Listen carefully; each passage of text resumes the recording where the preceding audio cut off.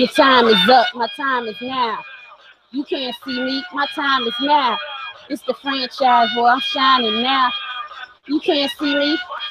In case you forgot, I fell off. I'm still hot. Knock the shell off. I'm money stack fat because I can't turn the swell off. Franchise doing big business. I live this. It's automatic. I win this. So you get home, you finish. A soldier.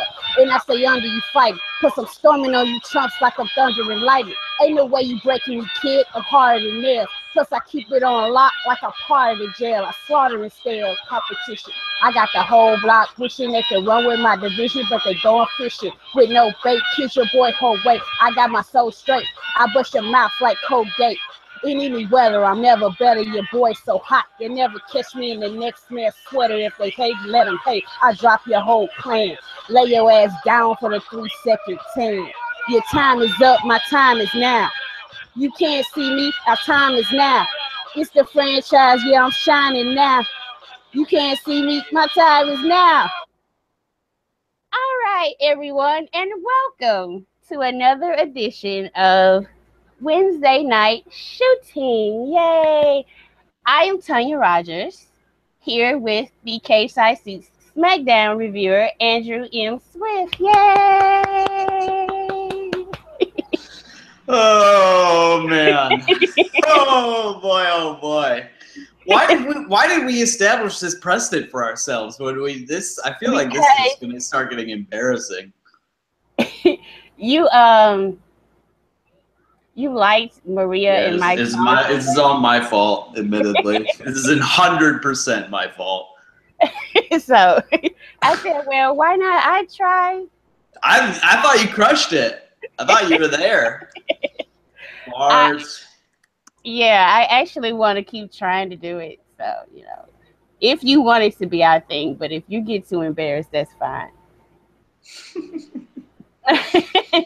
Okay, so let's talk about the man of the hour, John Cena. He made his return to TV last night on July the 4th, and he's in a feud with Rusev again about America again, and apparently they're going to have a flag match. What?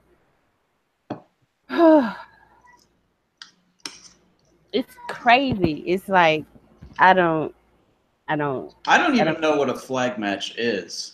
Somebody explained it to me as kind of like a game of capture the flag, and I got really excited. I was like, they're gonna play capture the flag? That sounds dope as shit. They're going to put flags on a ring post, and whoever gets the flag first wins. That's a traditional flag match, but Rusev had a flag match with Jack Swagger a few years ago, but it was pinfall and submission, so I don't know how the fuck that. This is all dumb. And the winner got their flag displayed at the end of the match. Like what? Yeah, it was a big letdown for me because I just want to see a stupid gimmick. If you promise the gimmick, give me the gimmick. Don't pussyfoot around. You know. Why? I feel like just putting gimmick matches and then not following through on the gimmick is kind of the thing these days. Salt. It's crazy. It is. It's very salty, and I share that salt because if you promise me a ladder match, I want to see spots. I don't give a fuck. Don't do a ladder match. Cancel the Money in the Bank period because now it's Baron Corbin, who I don't care. So, you know, just get rid of it. I've always hated the gimmick. I've hated how it goes. Like, you know, you don't have to even earn the Money in the Bank briefcase. You can luck up on it or cheat your way to get it. And then you can attack. The champion could be down, beat the shit out of, and then you can challenge them like, well, it's a heel thing. Yeah, okay, but that's just too much tomfuckery for me in like one whole scenario. Like Edge was able to pull it off because he was good. Who else has been able to? CM Punk, but he was good. Like you just can't give Money in the Bank to any old heel and expect he's just gonna be the greatest heel ever. Right. That's not how it works. So And they have the best candidate to win was on the other show in The Miz, but he's not allowed those gimmicks. he has to have some kind of comedy infused with his because he's so good at it. It's crazy. Yep. Baron. Yeah, I think they should do it in a way that it's kind of like the Royal Rumble of the summer. Like, you can still have it be a ladder match or whatever, and still have it like you could do like a whole 2-month thing on TV where it's like qualifying matches every week. Like tag teams are in qualifying matches, and some dudes are helping, and other dudes aren't helping. You like set up stories that way. Like, you could do so much building off of that sort of thing if you just said it's for a championship match at SummerSlam, but it's just like a different thing. And of course people would be like, oh, it's copying the Royal Rumble or whatever, but it's like, yeah, sure, but if it leads to a structure that can create a lot of good potential content, then that's a good thing, rather than this like fly by the seat shit that they always do. So anything that gives WWE more structure on the main roster is almost always a good thing, because usually it's just like, oh, we'll just do whatever, and usually doing whatever fucking sucks. So I don't know. WWE has been kind of good lately too, and I'm still like down on it. I don't really understand why, but yeah, Baron Corbin is he's gonna feud with Nakamura. He's gonna lose that feud. I think those matches could be kind of fun if Corbin raises his game a little bit, but they could be pretty hard hitting. I think that would be fun, but I don't know. It's gonna be something. SmackDown is a very weird show right now. I don't really like. There's some great stuff on it, and there's some like really bad stuff on it. There's like nothing in between, which is really strange. Like, there's literally no feud that's just a thing that's kind of going along and not. I don't. It's. But I gave the show a 70 last night, but that's because there was a rap battle that happened, and that was something else. Let me tell you, bars were dropped. I will say for the record that the review was headlined bars like 3 days ago. It was not changing it regardless of what happened on that show. And thankfully they lived up to the billing. So yeah, it's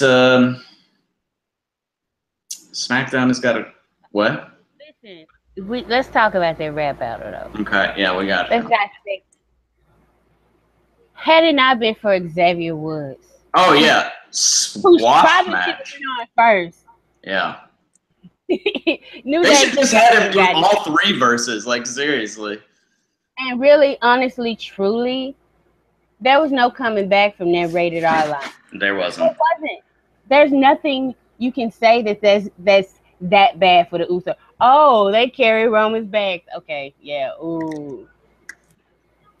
So they getting checks carrying them bags too. So it's like, oh, his wife put him on Total Divas. Ooh, yeah, he got a fine ass wife that's the women's champion. Oh, that's so terrible, isn't it?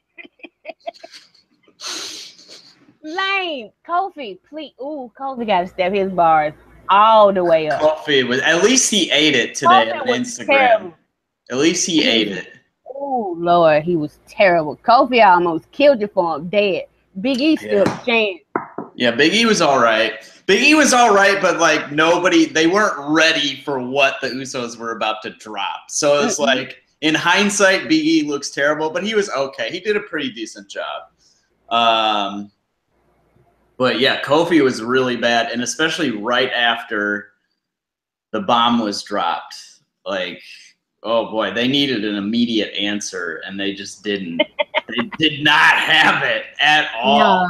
No, and I'm sorry, carrying bags with Roman, that's a good line. If the rated R line did not exist, how you gonna win a rap battle on a technicality? Yeah. That's so weak.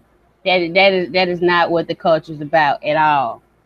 Well, the face had to go over. I think I'm gonna say that was I'm gonna float a theory here that I totally don't believe, but I think Wale did that on the fly. I don't think it was supposed to be a DQ, but it was so clear that the Usos won that he had to make up an excuse and threw it for that. I'm giving Wale all the credit for that. You know what? He's savvy enough to recognize.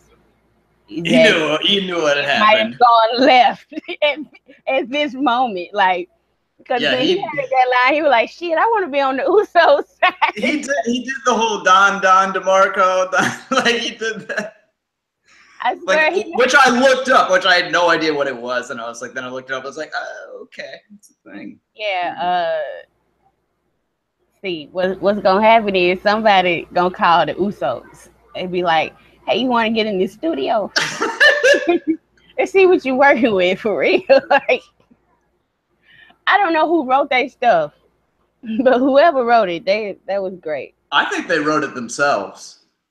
I don't think anybody on the creative staff could have come up with their stuff. I really don't. I think those 5 guys sat down in a room, and there may have been some like surprises, like the rated R line was an addition, like, but I think they worked it all. Maybe they like just the Usos worked it out amongst themselves, and then the New Day did their own bit too. But I don't think creative had any hand in that whatsoever. And that's why it was so great. Like, I don't know right? why people were saying Wale did bad. He did wonderful. He was great. Like, he was great. They need to ask Wale back again. And some people were like, what was the point of that? What's the point of any promo, you idiot? Oh, because it's rap. There's no point to it. It's just people, okay, they're still talking, but it's in a rhythmic pattern. So John Cena says promo is rap type stuff all the time. That's the point of it. It's trash talk. Like, what don't you understand? See,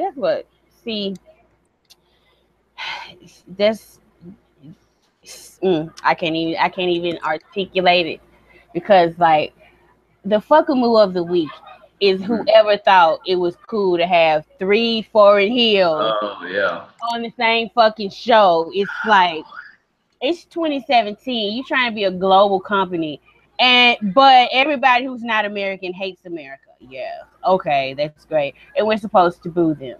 Yeah, wonderful. Like, fuck off with that. Come up with something more creative. Seriously, Jinder could get booed just being a rich, arrogant asshole who happens to be Indian. You don't have to. And it's especially stupid for Kevin Owens. Yeah. Who's Canadian. And like, that shit worked with Brett for a reason. There was a logical, sensical storyline reason American fans were already turning against him anyway. Mm-hmm. No. I don't think it's really working the way they want it to work. And it just makes them seem outdated. On the same show, rap battle, and like, people, you can talk shit about rap all you want to. Worldwide, that culture is far more accepted than xenophobia. I'm serious. Like, incorporate some of that a little bit more. And another issue I wanted to touch on real quick was people saying the Usos about the gangster stuff. Like, they only just recently started doing the Uso penitentiary because they were facing the fashion police.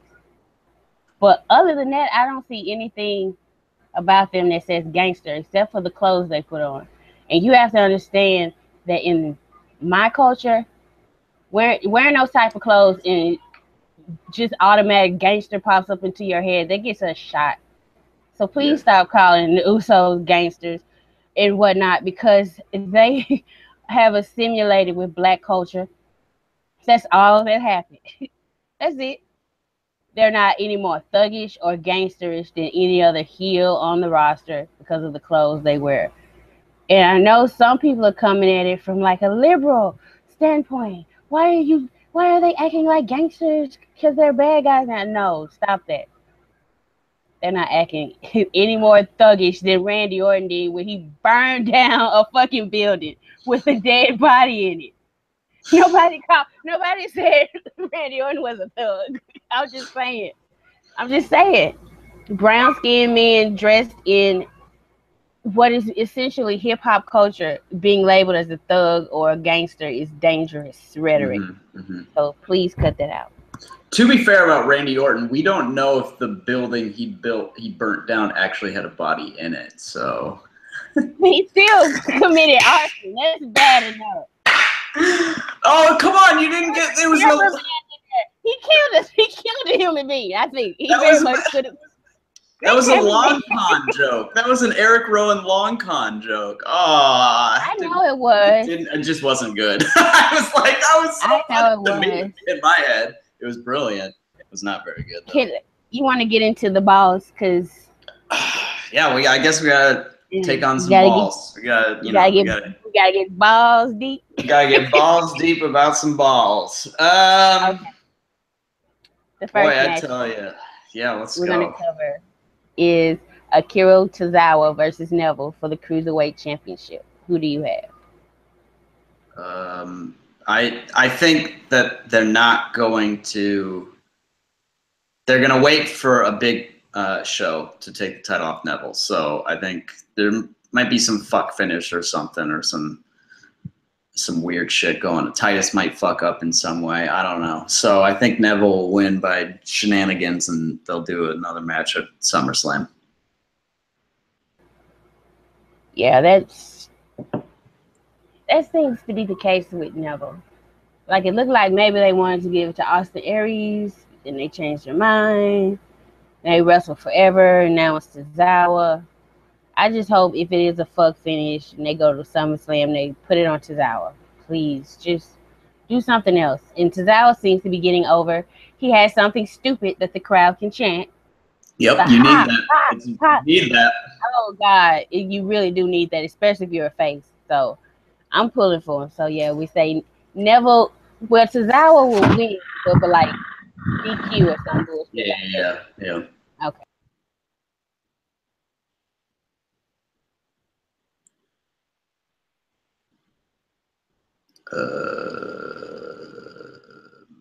Okay, I was just looking at the whole card. Oh, sorry. I was like, is my internet fucking up? Like, I was about to start checking my shit. Let's go to the Sasha Banks versus Alexa Bliss for the Women's Championship. Shade City. All right. So, of course, I don't think Sasha's going to win. Well, she might win. She's not winning the title. No, she's not going to win the title. I think Nia Jax is going to get involved. Maybe Bayley. And then SummerSlam, they turn it into a fatal four-way. And everybody's so like, mad. Everybody's like, ha, ha, ha. You thought it was just going to be Alexa Bliss and Nia Jax. Duh, we have to add 2 workers because it's right? Seriously. I'm so fucking over these multi-women matches at the 2 big shows. It's a fucking joke. Right? It's such a joke. That's my prediction. Yeah, I mean, Sasha's not. The only thing I can definitively say is that Sasha's not winning the championship. I can say that. Like, Alexa might win clean in 4 minutes. That could happen. It would not surprise me in the least bit. Nia could interfere. Alexa could walk out of the match, there could be a whole lot of different fuckery going on, but there will be some sort of fuckery. And yes, a clean Alexa win is fuckery. But yeah, Sasha's not winning the title. And where's Great Balls of Fire? It is in Dallas, Texas. There are a lot of shows in Dallas these days. They are.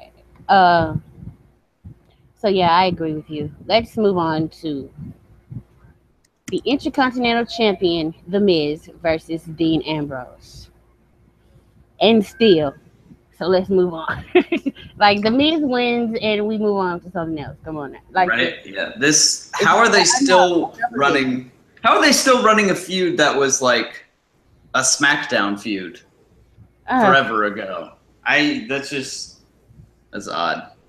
But whoever wins, just move on. No more matches. Enough of this. They need to do more of this shit like where they did with I mean, granted they did it really in a stupid fashion at Roadblock into the line, but just be like no rematch clause. Like they just need to but there needs to be like reasons for it rather than them just saying it. But again, that's another thing that they could use to like actually put bigger stakes on matches, you know?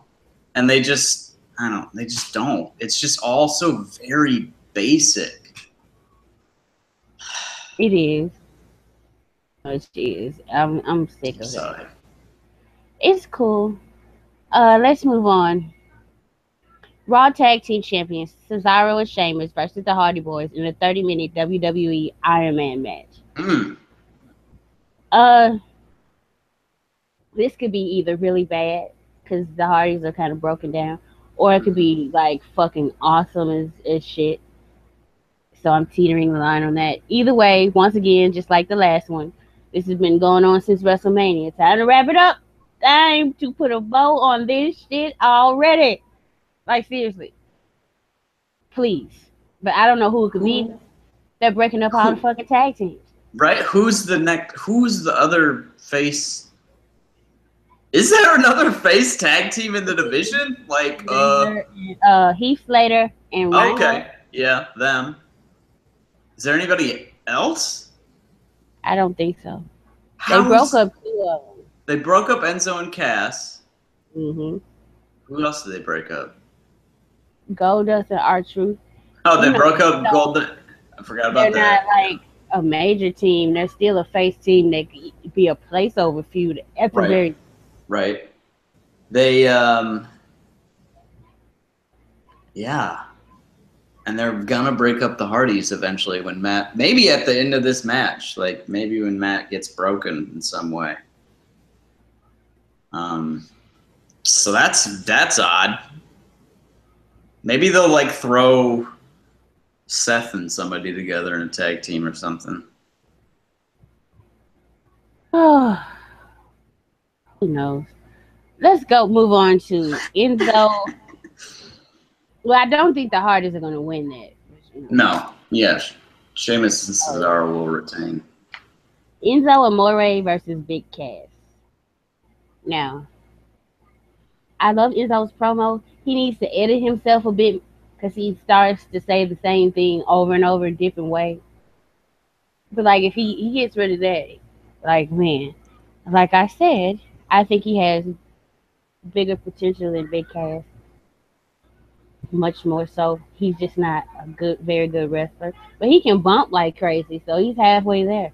Just get like two or three good moves he can do. That's how Hogan made it, goddammit. Everybody doesn't have to be a ring general. And I'm not saying like to the top of the mountain or something, but I think he could be a star for that company. Mm-hmm. He could sell a lot of merchandise. And like he said in that promo, like he kind of did make Big Cass. Yeah. Big Cass was just another big dude until he started teaming with Enzo, who's the way more interesting one. Let's just be honest about it.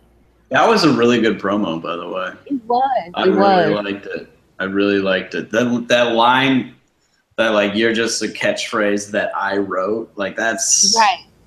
That's great stuff. It is, and God damn it, I want to see Enzo pull out a sneak victory and then let Big Cass beat him up afterwards. But shit, just Enzo some kind of hope. I know they're saying, well, he's gonna get buried. He has heat. Fuck all that. That's petty shit that I don't have anything to do with.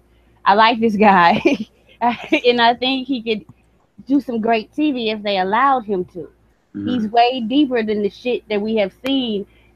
And that's why I always think, the shit they were doing, I didn't like it, but I wasn't going to fault Enzo on it because I know he's just doing his job of what they want him to do. Yeah. But when you give him something like this, and you give him a chance, and he stand up there, and you know he wrote that, all that stuff himself, and you give him that chance, and that's what he pulls off. Like, I just don't want somebody who's talented just because he doesn't have the size or the look to just get shit on. So what do you have? You think Enzo might? Is he? It's hard for me to see a world in which Cass does not win this match. I don't know. Mm-hmm. It's very hard for me to see any way in which it doesn't happen in like 2 minutes too. I mean, because I'm just thinking about how I don't want to watch the two of them go back and forth for any length of time, because I don't think that'd be very good. I don't think so either, but hey. Like maybe they do a thing like in the ring where they could just have like a talk off in the match, like in the beginning or whatever. No. It made more sense in my head. But like they'll be going at it and like, you know, throwing strikes, and Cass will be beating him down, but he can slow it down by like saying all like a bunch of, you know, awful. He can just like mock him and talk shit, which can slow down the match and drag it out a little bit, so it doesn't seem so terrible. Yeah. Yeah. Well, we'll see. We shall see what happens on that. Let's move to a match. I've been avoiding this match. I've been skipping all around this card because I don't have much to say about it. Seth Rollins versus Bray Wyatt. Oh my God! I swear to God, if I was, see, I do this for the SmackDown review. I forget the world title program every time. Like every week on SmackDown, like I'll get to the end of my review and then I'll be like, I didn't say shit about Orton and Jinder. Like I need to write like, I don't know, 150 words in this last paragraph or whatever. But if I was writing the Raw review, I straight up would not have written a word about Seth and Bray for like the last month. I would have just, and wouldn't have been intentional. I just would have forgot. It just would have been not there. That's how forgettable everything about this feud has been. And honestly, I don't care who wins. But if you're booking, I mean, they've been booking Seth so strong. Just now is the person to give a win over Seth is not Bray Wyatt. So Seth should win. So you know that means Bray's going to win, right? I know. I ain't fucking know. It's going to be really fucking stupid. Because this cannot be a one and done situation. The world is not that kind.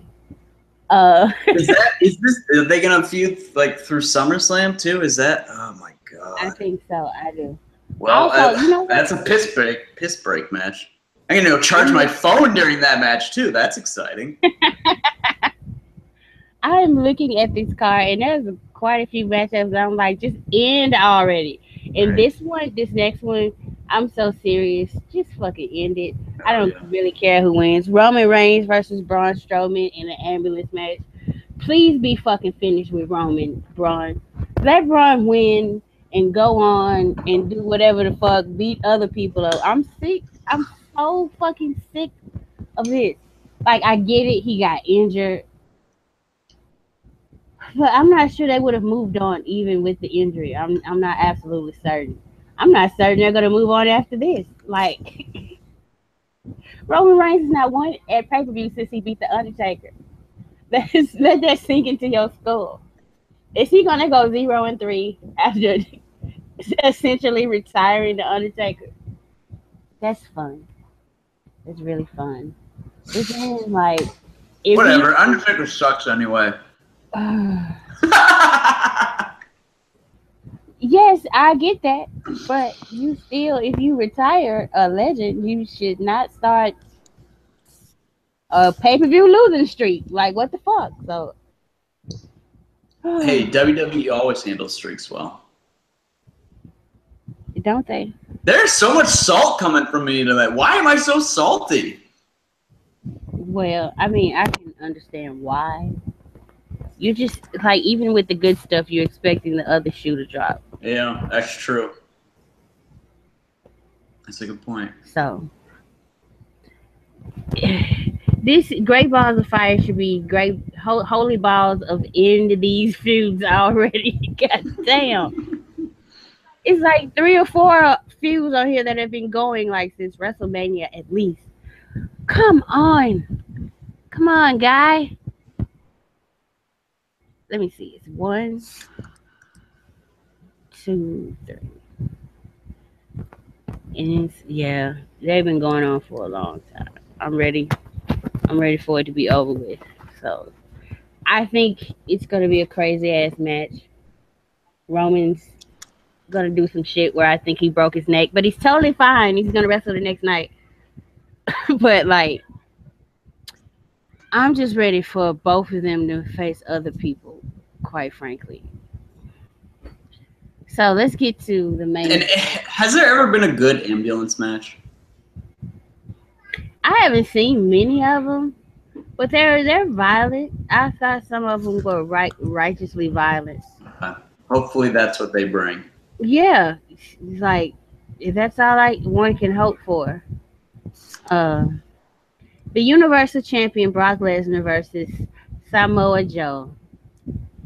Oh, this has been a nice little treat for Raw. But, now reality comes and smacks us in the head and realizes, oh fuck, it's Samoa Joe in a wrestling match. Oh, I'm sorry. I love him, but this needs to be a quick affair. And just let it. Somebody's gonna bleed, I believe. I believe it's gonna be either like a match stoppage or it's gonna be something so brutal. Because you can tell, because like Joe has taken it to another level and Brock loves it. He's sitting there with a big shit-eating grin on his face because he's like, finally, somebody ain't scared of me. Right. It's almost comical to him. It's like, why? How come all of these fuckers can't be like this guy? I loved when he said to Heyman, he's like, "Is this happening? He's like, is this a shoot?" Like, what the fuck? Right. Somebody actually got the balls to come. No, this is a joke. Who's ribbing me? So, and word is that Brock really likes working with Joe. He wants to extend the feud. We know Vince does whatever the fuck Brock wants. So. Yep, that's true. So basically, it's going to be a lot of good wrestling and some fucky finishes. Yeah, that's exactly what it's going to be. There could be some really good. There could be a lot of violence on this card. Oh, and it could all be like punctuated at every single point by like a wet fart, just like a fizzle out. Yeah. And I'm kind of worried. What preview are you writing? The ambulance match preview? I'm pretty sure I am because I always write Roman's preview. Yeah. Of course, everybody knows I'm completely biased, and I have still yet to see Roman make this motherfucker bleed his own blood and feed it to him. So if I get to see that, I'll be so happy. Yeah, they both need to bleed. They need to go all out for it. Well, Roman's fucking crazy. I got some confirmation on he's crazy recently, and I was like, I knew it. So, yeah. Was that the football story? Yeah. Like, why the fuck? What's wrong with you? But Mick Foley used to be my biggest, favoriteest, most dedicated, loyal type wrestler. So, it fits. You love the destruction. Yeah. So, I mean, is there anything else WWE we could talk about? Because we got some other outside of wrestling WWE stuff to talk about, actually. Not really. No. NXT was good again, like usual. It's just. Oh yeah, it was a good show. I really like the main event between Bobby Roode and Roderick Strong. I won't spoil it in case anybody hasn't watched it, but it was good. It was quality. Another good week. Apparently, Johnny Gargano tweeted because he had a video that he was coming back next week, and he tweeted like right after it happened, and that was literally the first tweet he has sent since Takeover Chicago. That boy good. That is some fucking dedication to K. How good is that shit? Like, wow, that's amazing. Since May 20th. The club is going to interfere in the ambulance match and help Braun. No. Yeah, I never heard of that. I haven't heard about that. And I don't want to hear about that. Why you put that in my head? Look, Roman didn't work with them average savages enough. It's time for somebody else to put them over. Shit. And I'm talking about Carl Anderson and Luke Gallows. Let's move to outside of WWE news. First thing I want to talk about is the football player D'Angelo Williams. Yes. Wrestled with Moose against, I forgot who it was, but it was in TNA. I know one of the guys is the Mr. Kennedy ripoff. I forgot his name. Wasn't one of them Chris Masters? Was it?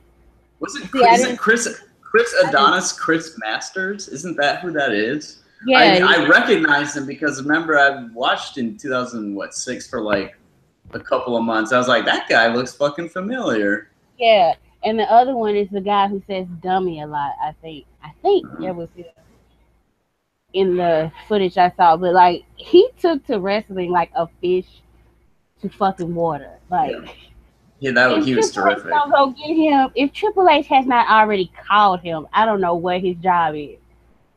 Like, seriously, he was great. He was absolutely amazing.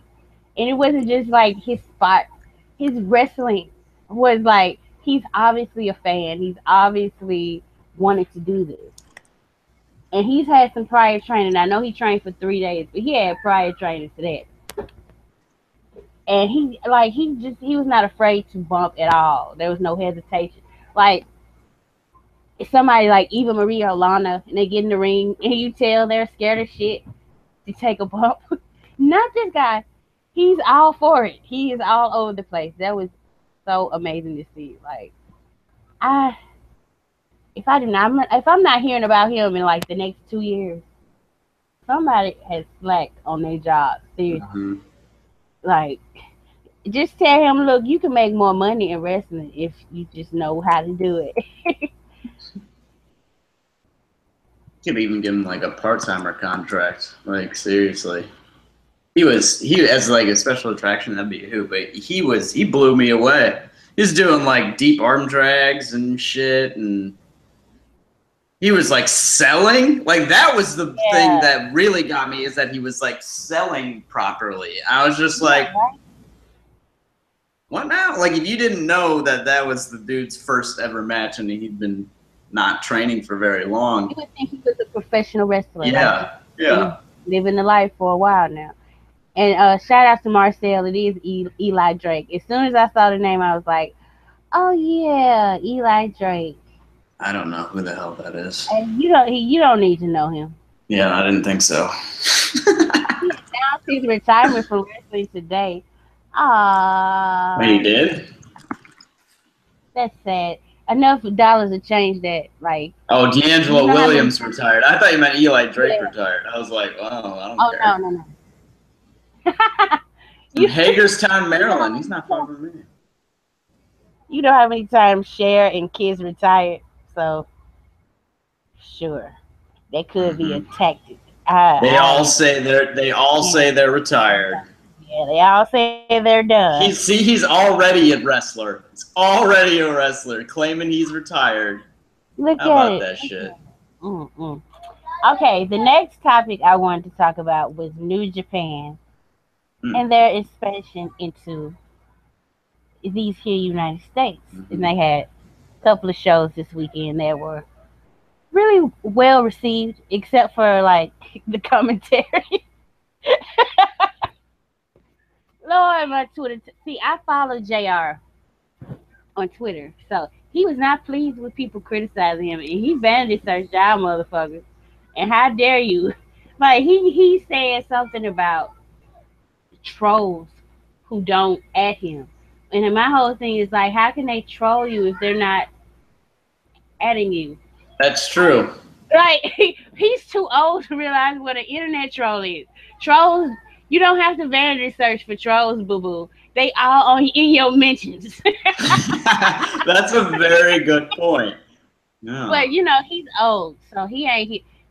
It's cool in wrestling. I get it. That's what they do. Any criticism is their trolls or their opinion isn't worth it. And let's just listen to anybody who kisses my ass. But like people who watch New Japan, they perhaps they don't want you comparing everything to WWE, or they don't want you to ask questions like do the Gorilla Monsoon thing where you're burying shit people do in the ring. You're there to put them over.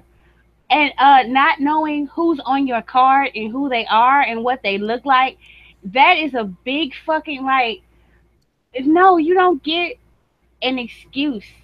That's called professionalism. Actually,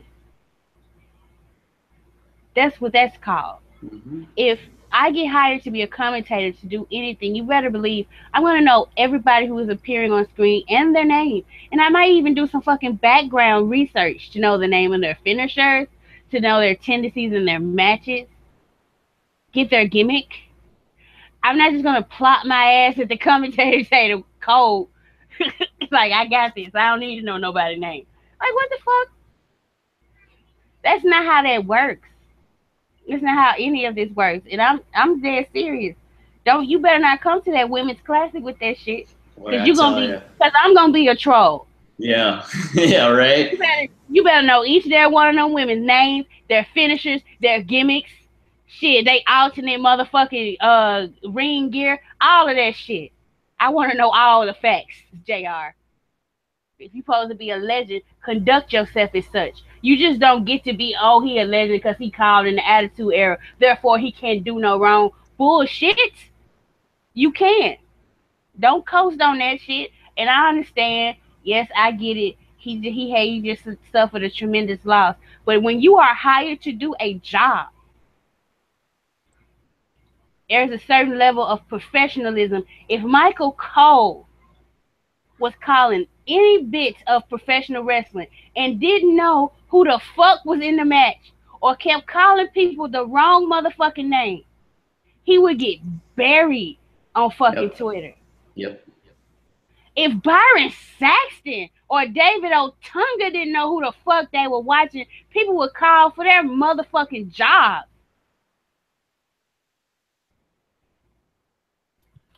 I can't believe it. I'm actually getting pissed off at JR, and I love JR. It's like it's half from this past weekend and half like preemptive anger at what we feel like is gonna come, you know, whenever these tapings come out. I can't see the man doing a good job. With Lita. Oh my fucking fuck. Goodness. Like seriously? Terrible. She cannot talk. She has never been able to talk. Right. Why the fuck have you hired her to talk? She is not gonna know who. Look, if she know what basic moves are, what the names of basic moves are that they regularly use today, I will be shocked. Yeah. Shocked. And it's just such a downgrade in presentation from Morrow and Daniel Bryan. Like it's just such a mile below. And even like did you see the logo today? I kind of fucking hated the logo. I think it looks really cheap. He said it looks like something you would see for a cheerleading competition. Yeah. Like how is this a wrestler? I'm looking at it right now. I don't get. There's nothing wrestling about this figure. Yeah, it's crazy. It's absolutely crazy. I just don't get it either. And you know, and doing the final after a SmackDown show and like releasing the episodes in bulk, like nothing I don't understand why it hasn't. Why they're not doing it like exactly like they did at CWC. Like you can tape it in advance and then just play them in weekly episodes. It doesn't make any and then hold the finale in Full Sail. It doesn't make any fucking sense the way that they are doing this. I think they promoted the CWC more on WWE television. I really haven't seen many ads for this women's classic at all. So, I'm not surprised though, because it's women. Yeah. Yep. And if it was a huge success, what does that mean? Backstage. Triple H gains more notoriety, more relevance. Points for Paul. Yep. Right. And people still do not believe that there's a civil war going on backstage. Why would Vince McMahon sabotage his own successor? Why the fuck wouldn't he? He's Vince McMahon. If Triple H can't handle this, then how the fuck he gonna handle the WWE? That's Vince's mindset. He can't take this. He don't deserve the company. Anytime that man comes out and says point blank that he feels that Triple H and Stephanie might be able to do a better job than him, but he's not stepping down. What the fuck does that tell you? Yeah. It don't get any clearer than that. What's going on? It's been sabotages all around, and Triple H scored his little points, and Vince McMahon scored his, and no matter who wins, we lose. Seriously. Right. It's like even bittersweet because you can enjoy stuff on NXT so much, but as soon as they get to the main roster, and like Sasha and Bailey confirmed that to me. And like maybe I was thinking that Sasha was just like, okay, well maybe they can't handle it. They don't understand where she's coming from. They don't understand the culture she's representing. She's a woman and blah blah blah. And Bailey came up and it was like, this one is a slam dunk. Right. You heard the fucking pop at Battleground. Yeah. She's already fucking over. Oh. And with everyone. But nope. Got to do it Vince's way. You have to do it Vince's way. Like, I go back and I listen to podcasts, and when people talk about Vince McMahon, my ears perk up. Mm-hmm. And this kind of ties into my New Japan stuff. When I was listening to Roman talking about, like, you have to believe Vince in order to get a push from Vince. You have to believe in the same thing he believes. He has to see that you are with him in this creative direction.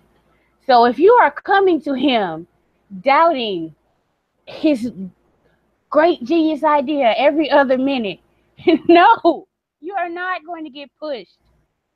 I'm not saying you can't ask questions, but if you doubt in the core basis, i.e.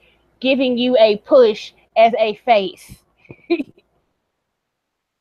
that's gonna check our points. He's not gonna believe in you.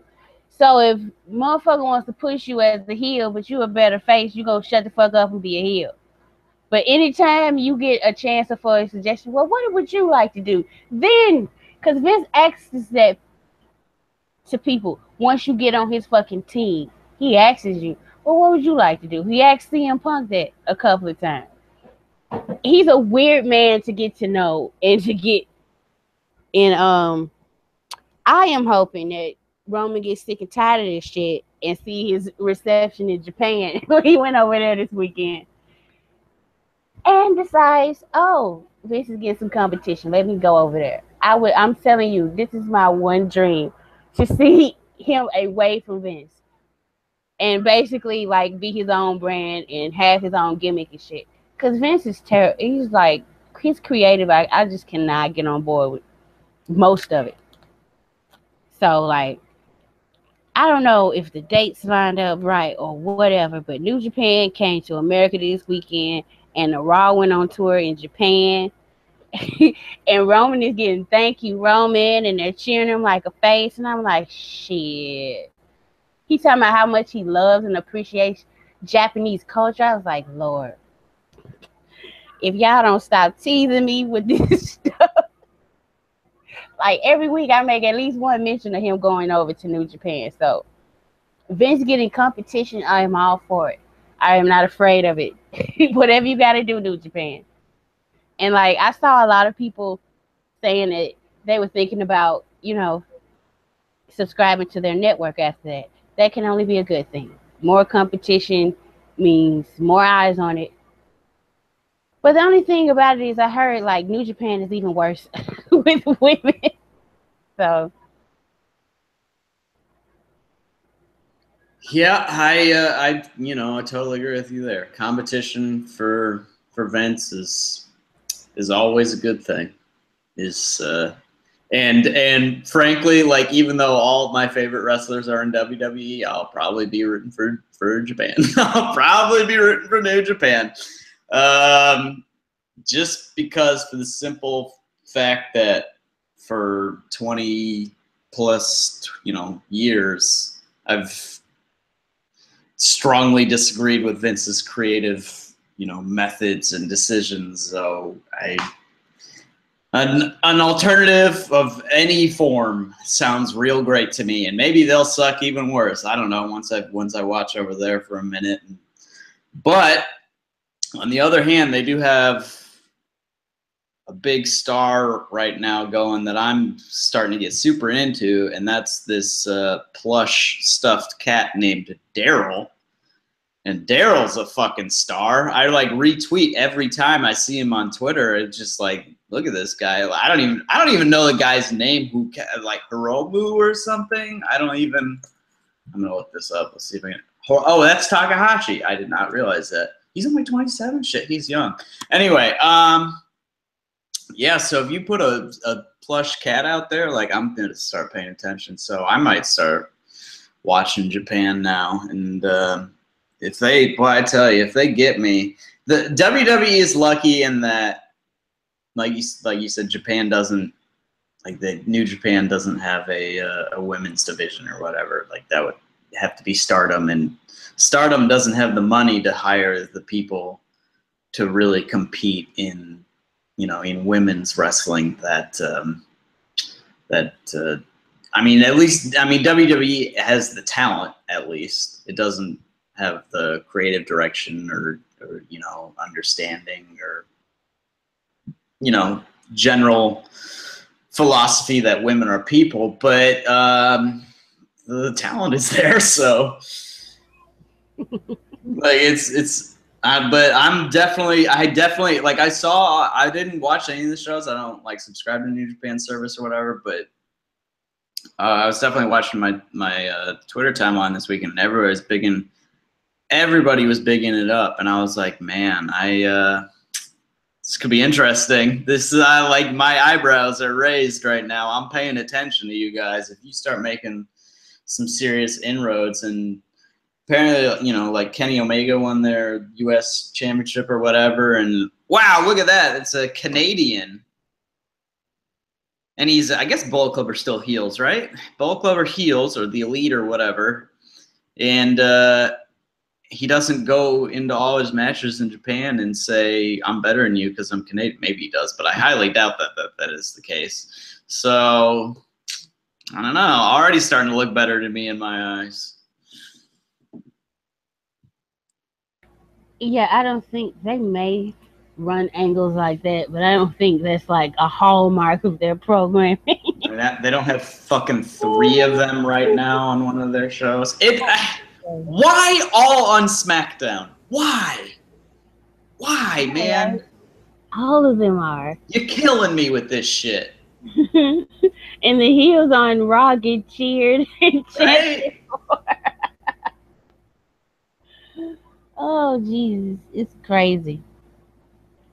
It's a mess, man. I don't know what to say. But competition is something I would gladly welcome from all angles, from all sides.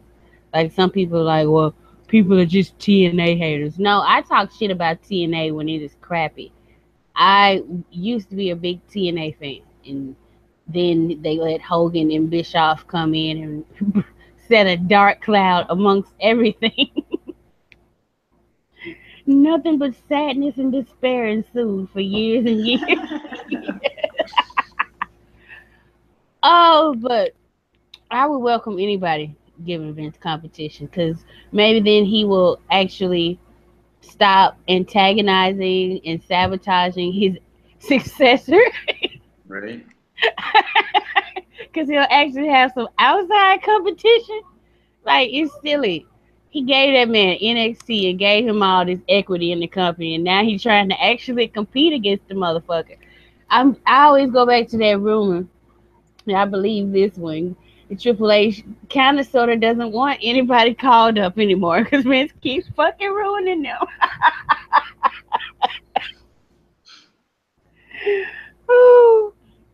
And exactly, what is the point if you're going to build up these people with a name and some heat and you don't build on it? You fucking run it into the ground. Yep. You got your picks and chooses. Alexa wasn't pushed that much in NXT. She wasn't pushed not nearly as hard as she was. Charlotte was pushed, but she was kind of pushed, and she got over, and then she put over Sasha, so Sasha could put over Bayley. Mm-hmm. I don't know what the deal is with Becky. She just Vince cannot understand decent human beings. No, he doesn't get Becky whatsoever. Not at all. He don't understand decent human beings. That's his deal with Becky. But like, we were discussing it, and like, he has absolutely no problem with trusting Naomi, putting his title on her for an extended period of time, letting her get wins like the one she got against Lana, letting her change the title belt to fit her gimmick. Wouldn't it have been nice if Sasha had been booked like this? Right. And I'm a Naomi fan. This is not no salt or shade. Right. Yeah. Wrong toward Naomi. This is happiness. I am so shocked. But it's obvious because she's not an NXT baby. She's not one of Paul's kids. And if you're not one of Paul's kids, that's better than being one. You take some of his stepchildren. People like, well, explain Charlotte Flair. And I'm like, woo? Like, right? Well, say that name again, and you will have your answer. Right. She hit the genetics lotto, and she just actually happened to also be good. Yeah. Oh Jesus! Because if she was not a Flair, I don't think she would have gotten half of what she got. It all has to go back. Her greatness is because of her father, not because she's just a great women's wrestler. It's because of a man. Her genetics are so good. Right. Because her father is Ric Flair. Yep.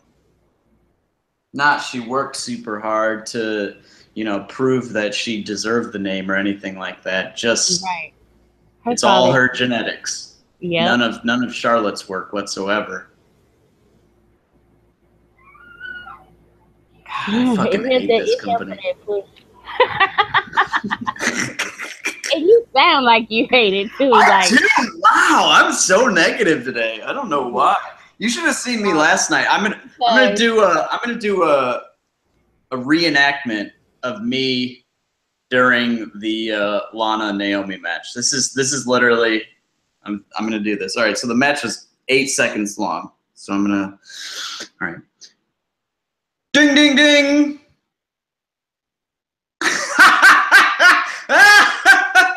Holy shit! Oh, oh yes. That was literally what I was doing in that match, and I think I went way too long because that was, I think, probably longer than 8 seconds. But that's literally how I reacted to that match. As soon as she rolled through and I saw her grab the submission, I just lost my shit. I was just like crying. I was so happy. I mean, right?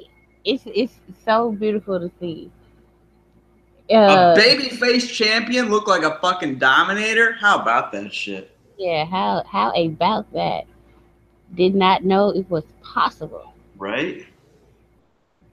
That's what, like, hard work, keeping, keeping up, being persistent. It's great to see. I'm so proud of Naomi. I really am. And just, like, seriously, she has a and then somebody was asking, like, oh, okay, if Triple H took over, would he still push her? I'm like, yeah, I don't. Yes, he would. Like, why wouldn't he? She's fucking over. Triple H, he could not like you and be like, okay, well, they're fucking over, so I'm gonna push him. Try to use some of that to get somebody else over too. Yep. But he's not gonna.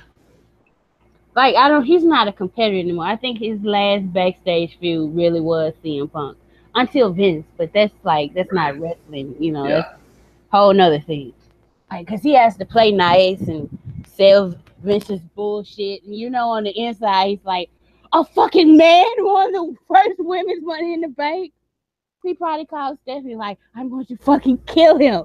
I'm going to fucking kill him. No, I told you the last time. This is the last fucking straw. I could just imagine him going berserk after finding out. That's the plan? No, you're shitting me. That's the fucking plan. What the fuck? All the shit I worked so hard to build for. I gave these girls a platform. You're just going to shit on them. The game came out. He was like, oh, okay. I got him. I don't know who he gonna sabotage next. He tried to sabotage Roman. That shit didn't last. That shit didn't work. I don't know what he gonna do next. But Triple H got something planned for his ass, all right. He always does. What do you think about the rumor about Kurt Angle's text and the mystery that was going on with him has something to do with Stephanie? That would surprise me if that wasn't the case. Like, somebody said that they should do an angle where it's like an angle, where Kurt Angle and Stephanie have been fucking for like 20 years, and like that's just like she's threatening to go public or some shit. I don't know. That would be a bit of continuity. Here's the thing. That would be a wonderful bit of continuity, but it wouldn't be justifiable in storyline whatsoever. Like, you couldn't. You can't. I mean, you can't. I mean, they can do it. Maybe they will. But Triple H is the face then, correct? Yeah. Oh.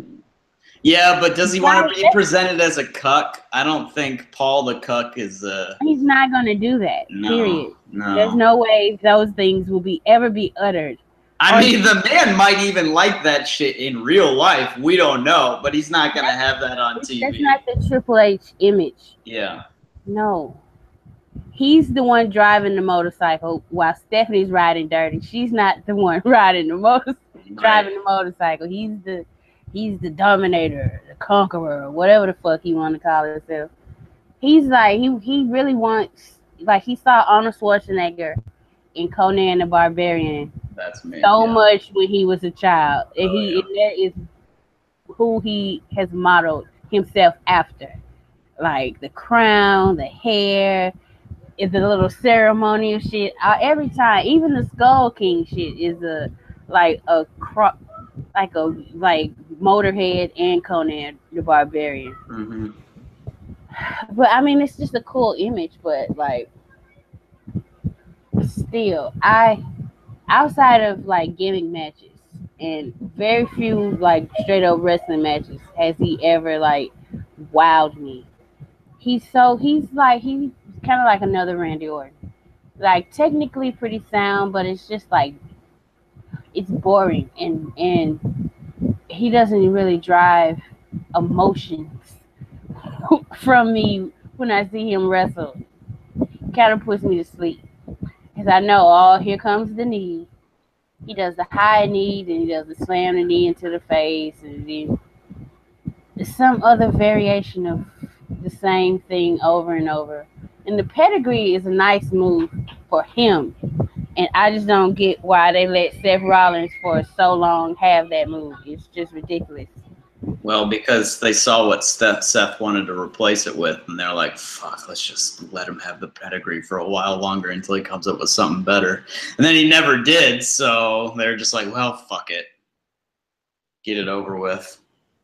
Yeah, but like I get the premise of not wanting kids to do the curb stomp, but he lost all his mojo. He really did. Once they took that away, he has not been able to recover.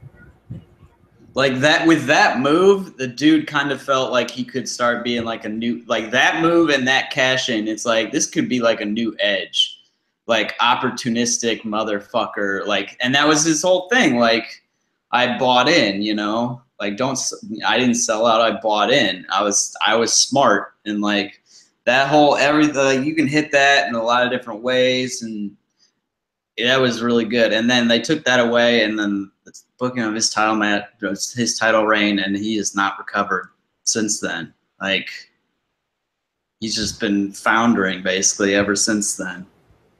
Yeah, it's crazy, and they pushed him crazy, and he's on the cover of WWE video game. Yeah, and it's just like he still doesn't feel that important. No.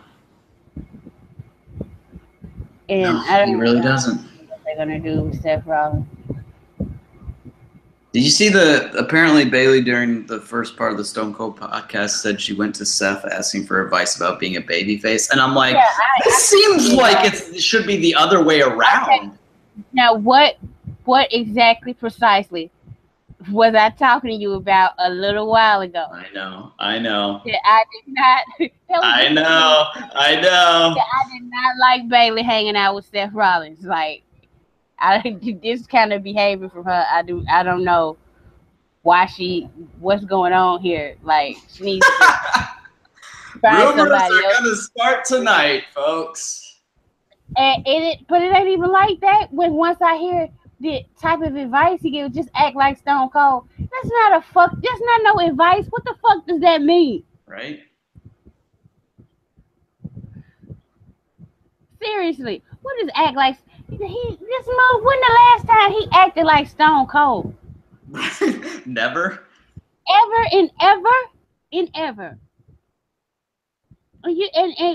gonna see? This is the thing with him. He tells somebody else to act like Stone Cold, but his new tagline is "Be like no one."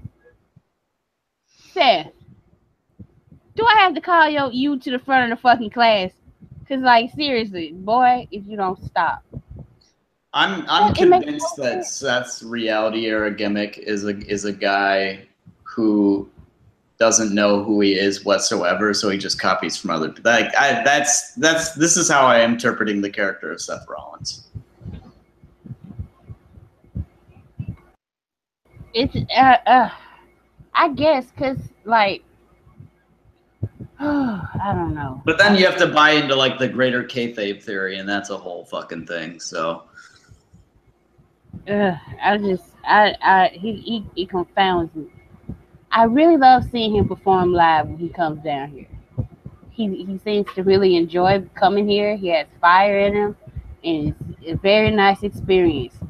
But as a wrestling character, I can skip it. I can't recall nothing since his cash in that like I would have, if I had missed it, I'd been like, wow, I missed that. Yeah, that's a good point. That's a very, very good point. Or something like, oh, that was fucking great. That was an awesome moment. Or that was an awesome line. Or Seth killed that. Or something like. At the very most, I've thought, well, that was pretty good. Like, pretty good should not be your peak. Right.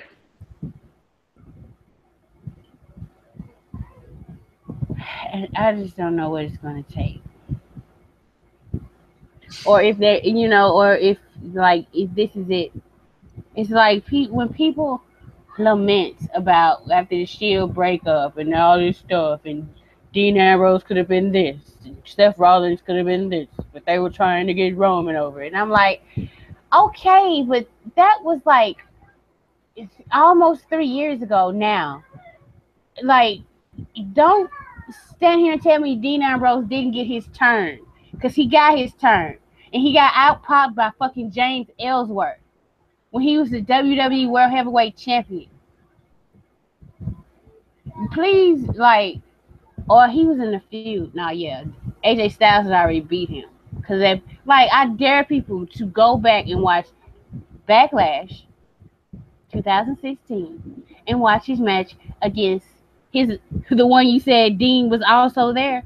Go back and watch that match and just explain to me, tell me how, like, this man wasn't given a chance. He came in against the world champion, against one of the hottest guys. Oh, it's not fair to go against AJ Styles. AJ Styles was being his like the biggest fucking shit heel, trying to get so much heat on Dean. Dean was getting booed. John Cena, the guy that everybody's supposed to hate, he's so divisive. He read Dean Ambrose for filth in Philly, and Philly agreed with him. Cena. Yeah. So miss me with what the shoulda, coulda, wouldas. They both have been given enough opportunity away from Roman to shine. And that is on them that they didn't. Look at Samoa Joe.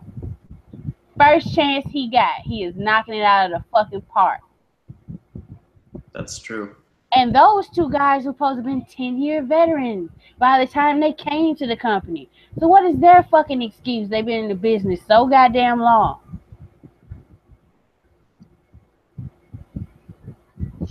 Well, Rollins' thing, you know, he was an indie spot worker, and Ambrose was like a hardcore guy. So, I mean, they do spot matches all the time now, but turns out they're just not very interesting. Nah. And Ambrose's version of hardcore matches in WWE now are turn out to be the Ambrose Asylum. So I think it could have been a little bit more with Ambrose if they had really gotten behind him when he was hot. When he was hot, yeah. But I don't think it would have been the same result. In the end, he would have been exposed because he would have had to wrestle main event matches night after night after night. And I'm sorry, he's just not very good at them. That's what I give Cena. Motherfucker did that for 10 years straight, almost. It's something to say, like, yeah, you can be a good talker, but, like, it really isn't the Hogan era anymore. You do also have to put on entertaining matches that the crowd can stay into. That's why I worry about, like, pushing Alexa so much, because her crowds used to die at her SmackDown matches. Mm-hmm. The show will be so hyped, and then she get in the ring, and the crowd is just, you can hear a fucking rat cotton. Like, yeah, right, yeah. Like, nobody's making any noise, and I completely get why. Yeah, I'm not surprised in the least bit. Yeah. But, like, she's gonna be working with one of the masters Sunday. I believe that's another reason why you're salty. Could be. About to go 0 and whatever in pay 0-7, 0-8 or something. And that's fucking ridiculous.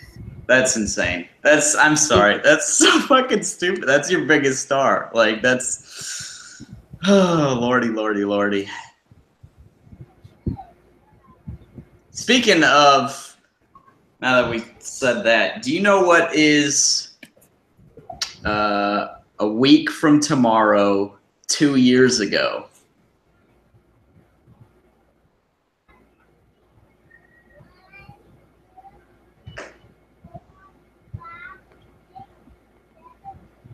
Are you Googling this shit? That's not fair. What? Hey. What? All right. A week from tomorrow, 2 years ago. A week from tomorrow. Yeah, so July 13th, 2015. Is that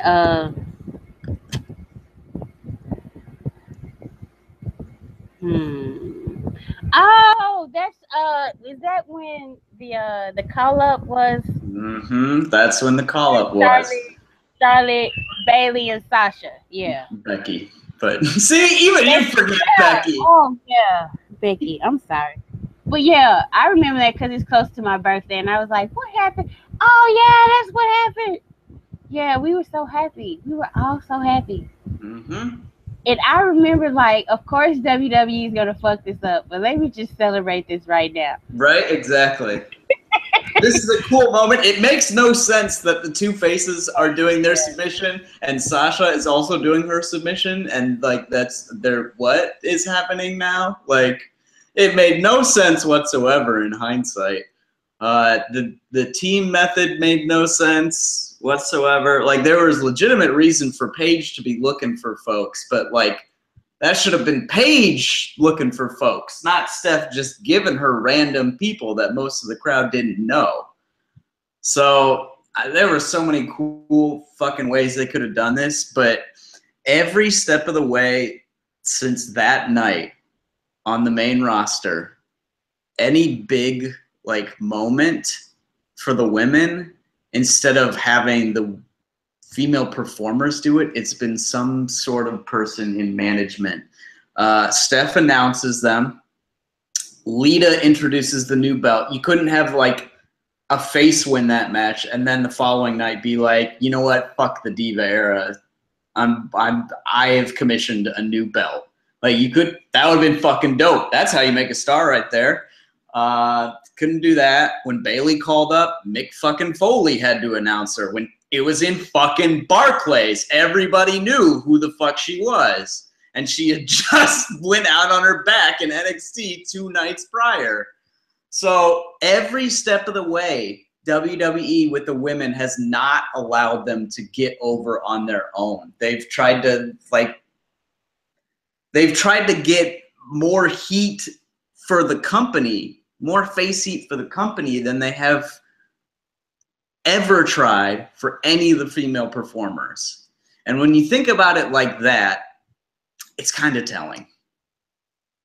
Like all the people, there were a lot of people last summer who were like, they're just using them as props. And admittedly, in hindsight, you kind of have to agree with that. Like they're using them to get a nice little PR bit boost, a little bit, you know, get some folks off their back, earn a small bit of goodwill, but they weren't actually doing anything. They weren't following through with anything. They weren't actually committing a genuine change, and they never will in any of these matters in terms of, you know, changing the format of the show, pushing women, pushing smaller guys, you know, focusing a lot on tag team matches, doing away with foreign heel shit. They won't do any of this stuff. Even when it looks like they maybe are, oh, they're doing this thing, it might be a thing.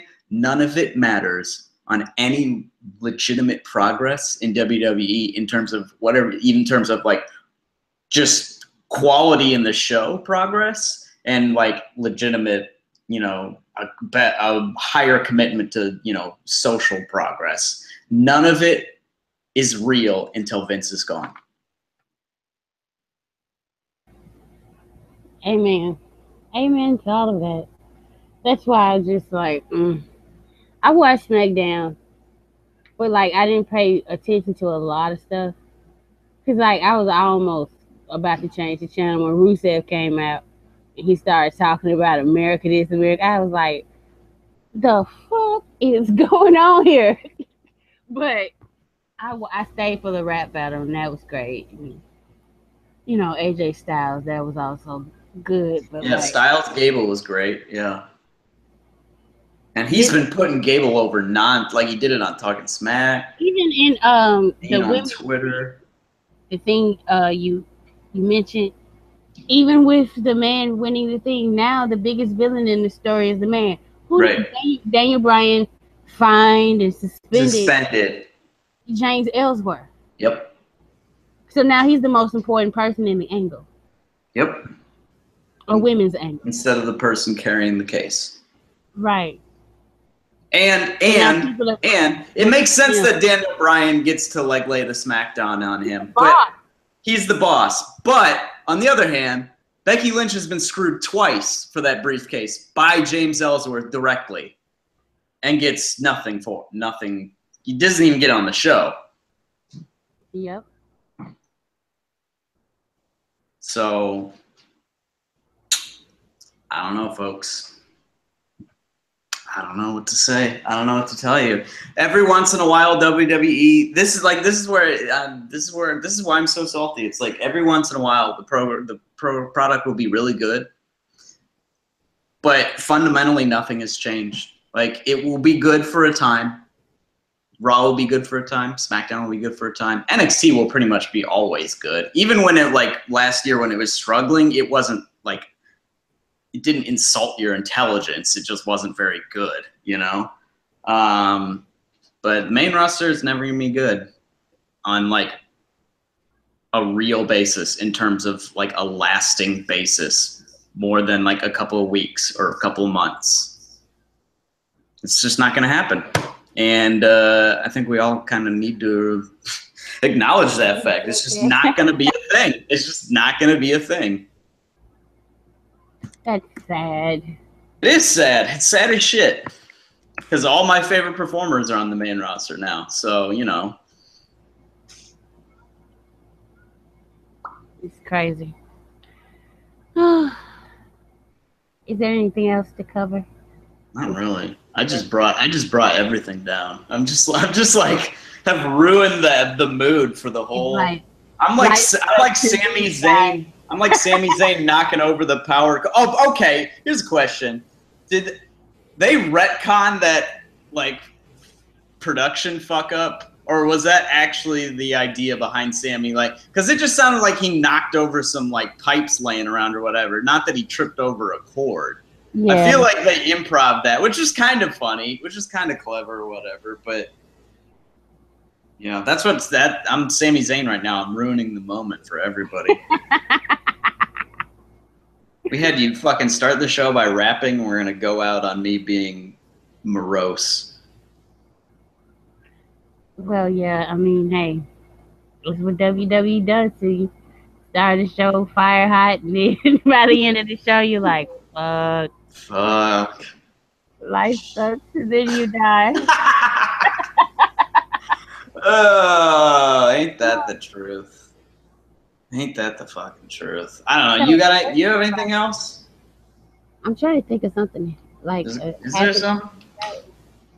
Well, if anytime you get depressed, just think about for the second week in a row with Naomi squashing Lana. I tell you that gives me life. Like there's no doubt about it. That was. I probably. Like, when I resubscribe to The Observer to vote in the awards, I'll probably vote. Unless there's, like, a legitimate candidate that I actually want to get behind, I'll probably vote that for my match. I swear to God, I'll even post it on Twitter. Somebody please remind me, because I'm gonna forget about it. Actually, I'm going to make a Google note for myself right now. About this time. That was my favorite part about it. You got to worry about no shoulders. Both of your shoulders going to be up when you tap your ass down. Tap, tap-a-roo. And the crowd didn't even realize. Like, even after the bell was rung, they're like, what? It's, what? It just ended. Like, that was 8 seconds. For next week, we got to do Lana's theme song. Dancing on the chair. You shouldn't have said anything. That would have been the greatest thing ever. Oh my God. No, I feel like we can't do it next week now. We just have to do it like 3 weeks from now. Yeah. We can't blow that on a design spot. That's got to be something that happens, and then I don't even know how the song goes. That makes me love the song.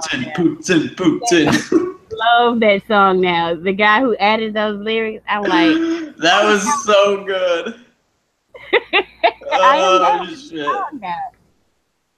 Oh yeah. What was with Tamina showing up at the end? Is Tamina gonna be Lana's heater or whatever? Oh. Yeah, that's the right response. Right. My initial thought was, I thought it was like a shoot. I thought it was like a fucking shoot. I was like, is fucking Tamina just like, Lana, get out of the ring. It's time to go. It's your time. Get out. I was just like, is this a shoot? Like, are they continuing this burial here? So I thought she was actually gonna attack Lana, and they wondered about that too. Yeah, but which it looked like Lana didn't know what the fuck was going on. She didn't know what was going on. Yeah. So I don't know if that was a shoot or not. If she knew she was gonna leave with Tamina, but I remain steadfast in not caring about Lana as a character and or a wrestler. So whatever it is, I just hope it stays the fuck away from Naomi. Yeah. Right now. Yeah, like everybody else. This feud, like, yeah, there's what, another 2 shows until Battleground? Yeah, that should be right. So, you know, they're gonna have to start building the title match of some sort. Oh god, if they do another fucking title, either one of them should be in a title match. Neither one of them should be in a match. Yeah, true. But and that's where the lack of depth on SmackDown show. Again, why the fuck is Emma not on this show? You telling me Emma and Naomi couldn't have a fucking fire feud? They could. That would be nice. Because Emma's been ignored and disrespected, and Naomi has to. Different sides of the same coin, all that type of jazz, but yeah. And how each responded to that, you know, the struggles in their career. Yeah. Crazy. We can't have women carrying on like human beings. Are you crazy? Right, seriously. Remembering shit and having motivations, like, That's always a bad thing. Uh-huh. Yeah, I guess this about wraps it up. Yep, it really does. So I'm not even going to do a big whole thing. Just go hug yourself and get a good night's sleep. Goodbye.